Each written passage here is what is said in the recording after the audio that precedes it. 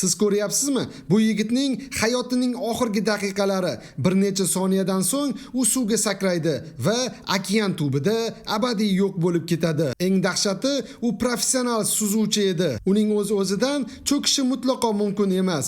Lekin unga nima bo'ldi? Aslida ularning kemasi Tinch va Atlantik okean orasidagi o'lik zona deb ataladigan joydan o'tayotgan edi. Bu yerda hech qanday baliq yashamaydi.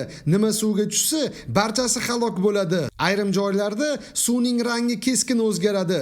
Bu esa katta ogohlantirish belgisi. Agar kimdir bu yerda suzishga jasorat qilsa, suvga tushishi bilan butunlay tanasi falajlanadi. Qancha professional bo'lmasin, suvdan chiqa olmaydi va tubga ketadi. Afsuski, har yili o'nlab turistlar shu o'lik zona haqida bilmaganligi uchun shu yerda yo'q bo'lib ketishadi. Hatto mahalliy baliqchilar ham suv rangining o'zgarishini ko'rib, jon deb qochib ketishadi. Chunki ular yaxshi bilishadi, bir xato qadam hayot tugaydi. Endi savol, agar sizni kemangiz shu joydan o'tib qolsa, xavfni ko'rib suvga sakrarmidingiz yoki hatto suvga yaqinlashmasmidingiz? Fikringizni kommentariyada yozib qoldiring.